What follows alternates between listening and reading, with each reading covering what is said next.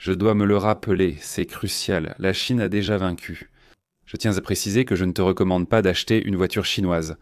Ne l'oublie pas. Je suis ici dans mon garage où je vais éventuellement aménager un studio pour enregistrer, pour parler, pour discuter, pour tout ce que je veux. Je viens juste de commencer. Mais j'ai publié hier une vidéo sur la Geely Courier. C'est la dernière que j'ai publiée sur une voiture chinoise. Mais chaque fois que je publie une vidéo sur une voiture chinoise, il y a plein de gens qui apparaissent, des gens qui ne sont pas encore sortis du placard automobile. Frustrés. Ce que je trouve, c'est une grande ignorance, de ne pas savoir ce qui se passe dans le monde de l'automobile, surtout avec les voitures chinoises. Je regarde des voitures chinoises sur le marché. Je vous dirais qu'après 10 à 15 ans, avoir des voitures chinoises, les premières étaient vraiment de la camelote, une vraie cochonnerie. Mais aujourd'hui, dans cette dernière vidéo, les commentaires sont tout simplement inacceptables. Je n'arrive pas à y croire, c'est inimaginable. Et je veux vous préciser quelque chose, parce qu'il y a beaucoup de fans là-dehors. Alors, l'industrie automobile est en train de bouger et toi, tu dors, mais tu dors vraiment ? Elle a pris les voitures que nous connaissons depuis toujours, depuis plus de 100 ans. Pour devenir ce qu'elles sont aujourd'hui, il a fallu aux Chinois moins de 20 ans. Regarde à quelle vitesse ils avancent. Mais vous continuez à discuter avec moi pour savoir si une voiture chinoise est bonne ou non. Pendant ce temps, Lipion voyage dans Bartos. Et tous mes conducteurs sont nés dans des villes que tu ne sais même pas prononcer. Tu es toujours obsédé par la Corolla 2005 que ton oncle avait ? Ceci n'est pas une critique, ce n'est pas un essai routier, c'est ce que j'appelle un avertissement. Parce que si tu crois que le monde de l'automobile est toujours entre les mains des Japonais, des Allemands, mon frère, tu n'as absolument rien compris. Il y a exactement une décennie, par exemple, les voitures chinoises étaient une vraie blague. Je sais que c'était le cas, mal assemblées, dangereuses, laides. C'était comme une piñata parfaite pour toute cette industrie automobile. Et le pire, c'est que tout ce qu'on disait sur elle était vrai. Ce n'était pas un mensonge, c'était vraiment de la camelote, pour ne pas dire une vraie grosse... Monsieur Delagrande, une chose très importante. Toi et moi, on critiquait, on se moquait de ce que faisaient les Chinois. Prenons note, nous allons prendre note calmement, mais en prenant note et en... Au lieu de se vexer, ils évoluaient, et ils ont évolué. Ils ont acheté Volvo, se sont alliés à Mercedes, fabriquent des voitures électriques par exemple pour l'Europe, conçoivent sur leur propre plateforme, et alors tout le monde, moi y compris, dit non, parce qu'ils ont copié. Non, ils n'ont pas copié, ils ont absorbé, et ils n'ont pas seulement absorbé, ils ont amélioré. Et aujourd'hui, tout cela qui, il y a 10 ans, était des mèmes et des moqueries, est aujourd'hui une concurrence sérieuse. Maintenant, ce sont des rivaux. Pendant que tu dis qu'ils ne servent à rien, eux, ils vendent. Sur tout le continent américain, les voitures chinoises se vendent comme des petits pains. Et ce n'est pas parce qu'ils trompent qui que ce soit, c'est parce qu'ils fonctionnent, c'est pour ça qu'ils se vendent. Et surtout parce que tout le monde les propose. Plus pour moi. Qu'est-ce que je dis, moi, à celui qui filme une voiture chinoise ? Ils offrent plus pour moins. Tu veux un écran incurvé, un toit panoramique, un frein automatique, un moteur turbo et un overdrive ? Tout ça pour 10 000 $ de moins qu'une japonaise qui copie une allemande qui est dépouillée et qui ne t'apporte rien. Alors, écoute bien ceci. Bienvenue dans la réalité, ok ? Si ça ne te plaît pas, ne regarde pas, mais ne dis pas que je ne t'avais pas prévenu, d'accord ? Je t'ai toujours prévenu.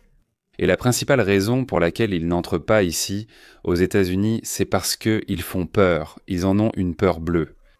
C'est ici que les choses deviennent intéressantes. Alors, tu sais vraiment, ces voitures ne sont pas disponibles aux États-Unis, car leur arrivée ferait s'effondrer tout le spectacle et tomber les plans à l'eau. Ce n'est pas une question de qualité, mais de peur. Peur de perdre le contrôle et de la concurrence. BYD peut-il te vendre une V8 électrique pour 25 000 $? Changan t'ajoute des capteurs, t'ajoute un turbo, t'ajoute du cuir, pour le prix qu'ici coûte une Nissan Versa de bas à l'heure. En somme, on menace les nouveaux arrivants de les forcer à produire uniquement des véhicules et de bloquer leur logiciel, par crainte de leurs propos. Que les Chinois sont en train d'espionner. D'accord, le dernier drone de DJI que je veux acheter, je ne peux pas l'acheter ici, pour la même raison. Ils ferment les comptes. Ce n'est pas un marché libre, c'est de la panique, car ici toutes les marques finissent par disparaître. C'est ce qui va se passer en Amérique latine, et partout où ils arrivent, ils vont finir par éliminer toutes les marques, elles vont toutes partir, toutes les marques vont partir, il ne restera que les marques chinoises. Et pendant que tous les Chinois évoluent, les géants de toujours, ceux qui existent depuis 100 ans, qu'est-ce qu'ils font? Ils rétrécissent, et ils rétrécissent de plus en plus. Ford réduit, General Motors réduit, Toyota refuse de s'électrifier, Honda se dilue. Et les Coréens prennent froid, parce qu'il a fallu 30 ans aux Coréens pour construire ce qu'ils voulaient, alors qu'aujourd'hui, les Chinois l'ont fait en 5 ans. Cette vitesse n'était faite pour personne. Ce n'est plus du tout David contre Goliath. Goliath est endormi, et David a un canon laser à la main, prêt à tirer. Le plus triste, c'est que peu importe ce que font les marques, même une bonne voiture finit par s'effondrer toute seule. Ils préfèrent payer pour ce qu'ils connaissent. Toutes ces phrases résonnent très fort sur les réseaux, mais elles se dissipent dans l'air comme de la fumée. Parce qu'ils continuent tentant de recevoir et continuent de vendre, parce que nous sommes attachés à la nostalgie, à ce bouclier que nous avons là devant nous, dans la défense de la voiture, un élément bien connu de tous depuis longtemps. Aujourd'hui, les voitures s'achètent pour leur efficacité, leur technologie et ce qu'elles offrent, plutôt que selon leur nationalité. Et si tu restes coincé, si tu juges tout le monde par leur passeport, tu vas rester à conduire des histoires, tous les autres vont diriger l'avenir. La Chine ne domine pas seulement la conception et l'assemblage, elle domine dans ce qui compte vraiment aujourd'hui. Qu'est-ce que c'est que le liquide? Cellules de batterie électronique? Pendant que tu continues à discuter avec moi pour savoir si une voiture a du pédérie ou non, pendant que tout cela se passe, eux, ils sont en train de fabriquer le squelette et l'âme de la tienne. Tu vois ce que tu vas t'acheter? Tesla.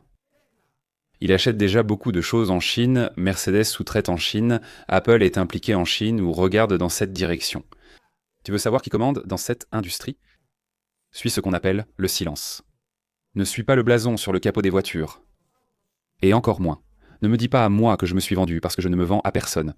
Je ne travaille pour aucune marque, ni pour aucune marque, aucune ne me paie, quoi que ce soit. Si mes vidéos ne sont pas vues, je les facture, enfoiré, je te dis juste de comprendre ce qui se passe. Autre chose pour ne pas répéter ce qui n'est plus vrai, parce que ce n'est pas vrai, observe, compare.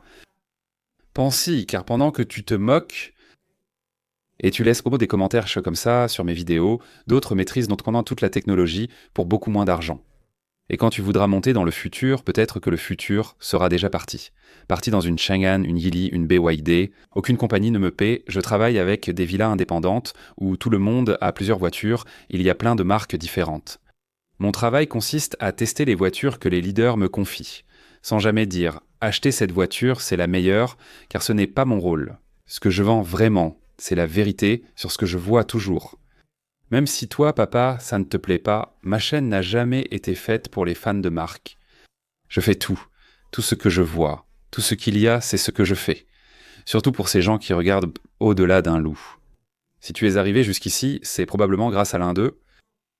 Regardez les commentaires qu'on me laisse. Je dois essayer toutes les voitures chinoises que je vois. J'aimerais qu'il y ait aussi des voitures de luxe à tester pour voir les réactions. Je ne sais pas quand je vais finir ce studio pour pouvoir faire des enregistrements ici de tout type, mais je finirai bien un jour. Je suis très occupé et n'ai pas pu bien m'en occuper, mais je le ferai bientôt.